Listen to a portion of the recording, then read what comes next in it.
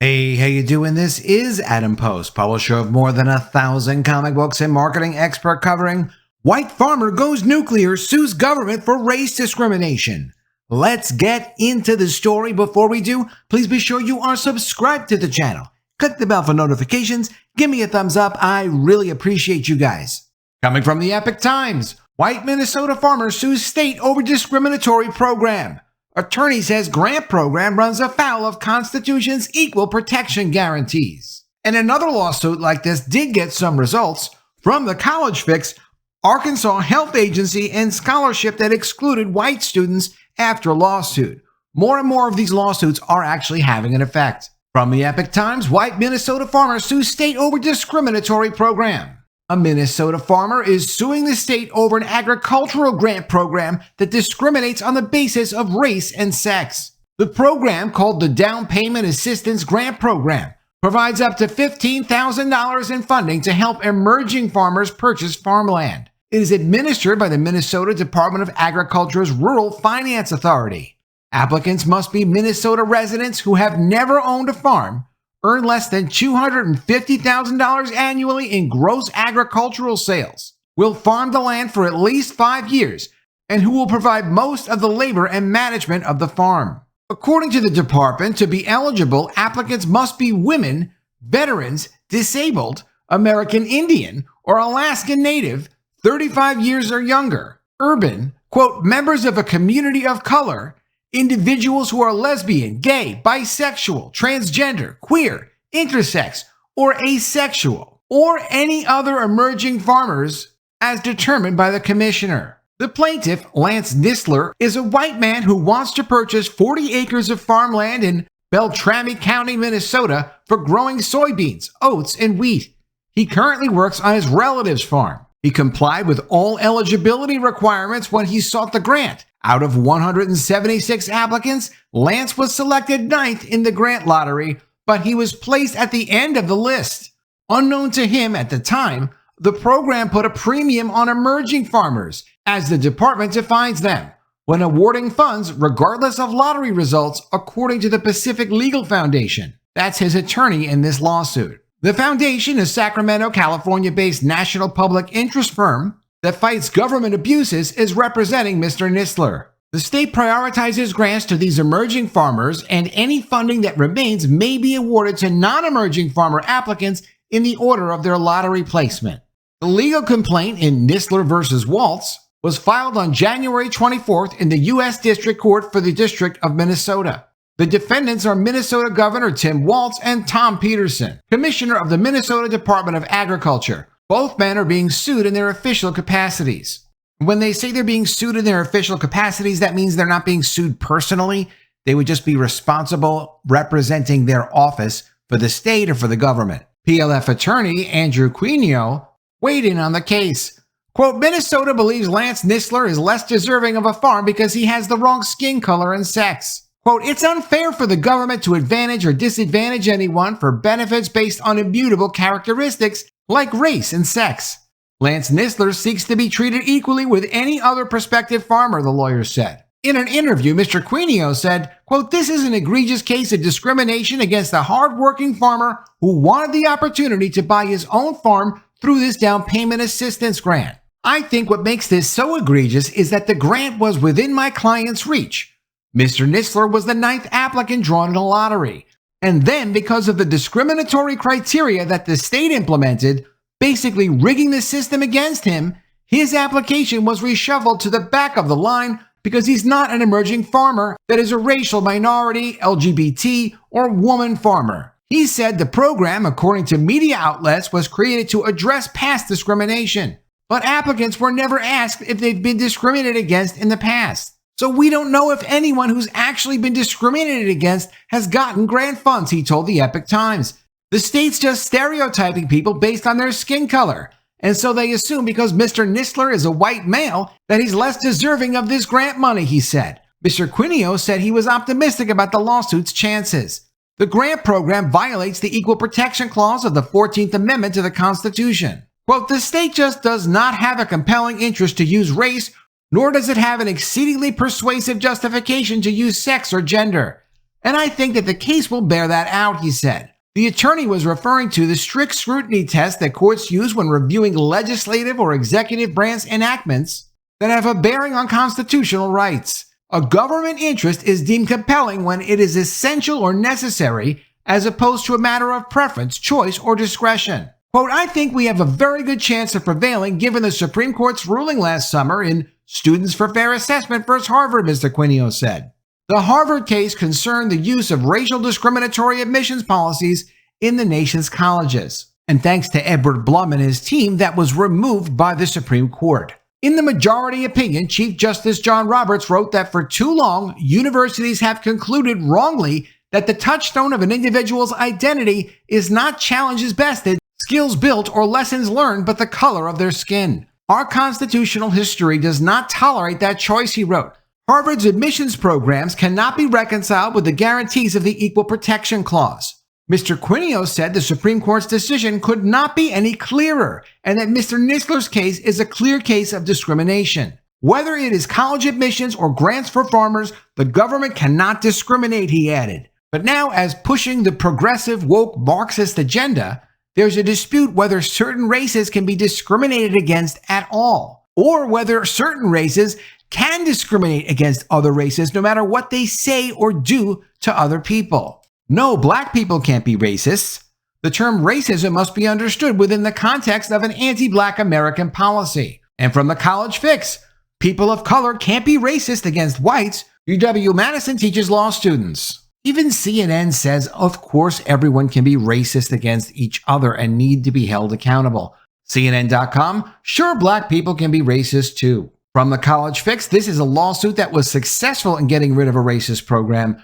Arkansas Health Agency ends scholarship that excluded white students after lawsuit. The Arkansas Minority Health Commission has ended a scholarship program that excluded white students to settle a federal lawsuit filed by Do No Harm, a group of health professionals working against discriminatory DEI policies. That's diversity, equity, and inclusion. The lawsuit, filed in mid-April, challenged the constitutionality of the scholarship sponsored by the commission that limited eligibility based on race, according to the Attorney General of Arkansas. To settle the lawsuit, the commission agreed, quote, it will no longer offer the scholarship and will not reinstate it with limitations for eligibility based on race. Attorney General Tim Griffin stated in a May 8th news release, as a general matter under the U.S. Constitution, the government cannot treat its citizens differently based on race. The scholarship awarded $1,000 to full-time students and $500 to part-time students. The Washington Examiner reported adding the 2023 scholarship awarded a total of $27,500 to 29 students studying a healthcare-related discipline at a college or university. The lawsuit had alleged that the scholarship program discriminated against students because to be eligible for it, an applicant needed to confirm that he or she was not white. I mean, that is as racist as you can get. You can't say, listen, if you're going to qualify, you can't be this skin color. Well, yeah, that is racist. Do No Harm stated in a news release, the lawsuit was brought on behalf of an Arkansas pre-nursing student who otherwise met all the scholarship's requirements but could not apply for the scholarship because of her race. Quote, medical scholarships, like medicine itself, should be open to all. I am grateful that Arkansas ended its discrimination, the student, who is not named, stated in the release. In a May 11th op-ed in the Wall Street Journal by Stanley Goldfarb, chairman of Do No Harm, and Mark Perry, a senior fellow with the group, said the organization has successfully stopped many educational organizations from race-based discrimination in recent years. You just can't have this in a normal society. You've got to get rid of all the discrimination, give everyone a chance. You can have a special program, special mentoring opportunities, whatever it is, but it's got to be open to everyone. People come from different situations regardless of their skin color. Quote, all told, we have submitted federal rights civil complaints for race and sex-based discrimination at more than 100 medical schools, leading the Office for Civil Rights to open at least 25 formal federal investigations so far. Those are medical schools. These are the people that are operating on you and your family and your children. It's very important we get the DEI stuff out of medicine any way that we can. People need to be there based on merit.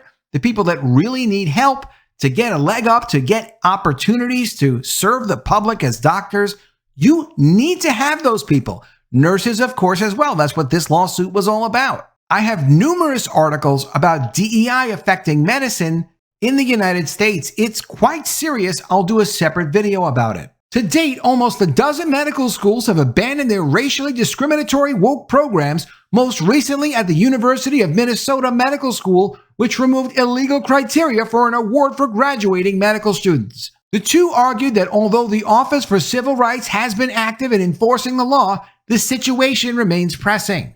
Quote, the Office for Civil Rights will become even more important if the Supreme Court ends racial preferences for college admissions in its pending students for fair admissions cases, they wrote. If that happens, universities will almost certainly try to get around that decision by creating more scholarships, fellowships, internships, and clerkships that are available only to members of specific races. Regardless of whether that happens, the Office for Civil Rights will continue its necessary work, a lonely federal outpost fighting the racial discrimination that the Biden administration is trying to impose on the country.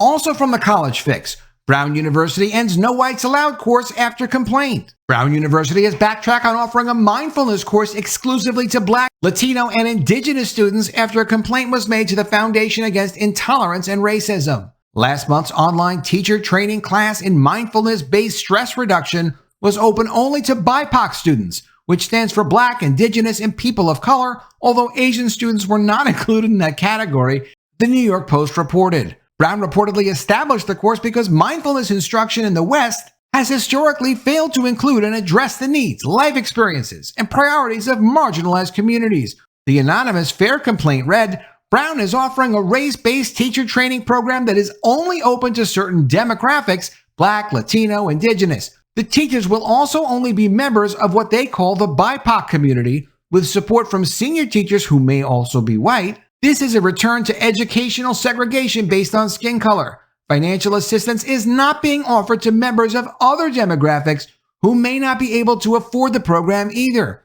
This results in certain demographics being favored over others and is discriminatory. Attorney O'Neill informed Brown President Christina Paxton that establishing a teacher training program based on skin color or ancestry violates Title VI of the Civil Rights Act. Since Brown gets federal aid money, it must comply with the act. Quote, as established by the Supreme Court in J.A. Crossan, Weingarten, and Bake, disparities existing generally in the world cannot legally justify remedial discrimination, O'Neill wrote.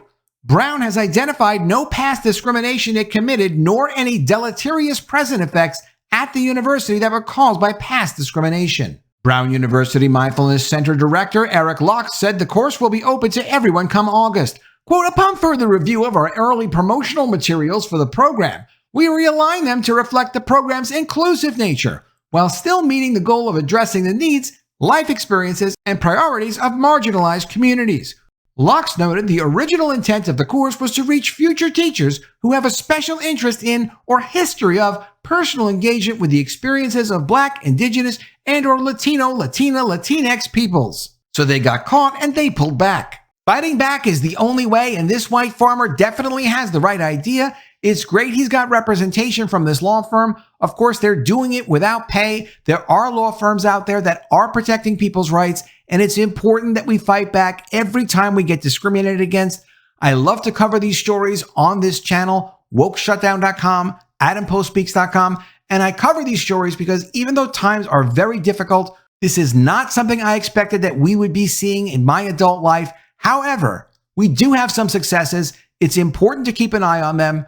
I will cover all kinds of stories, but every time I see the woke people being shut down and prevented from what they've been trying to do, dividing this country, making people hate each other, I will do a video about it. That's what Woke Shutdown is all about. Let me know what you think of all this in the comments below. Always love to see your ideas. Please be sure you are subscribed to the channel.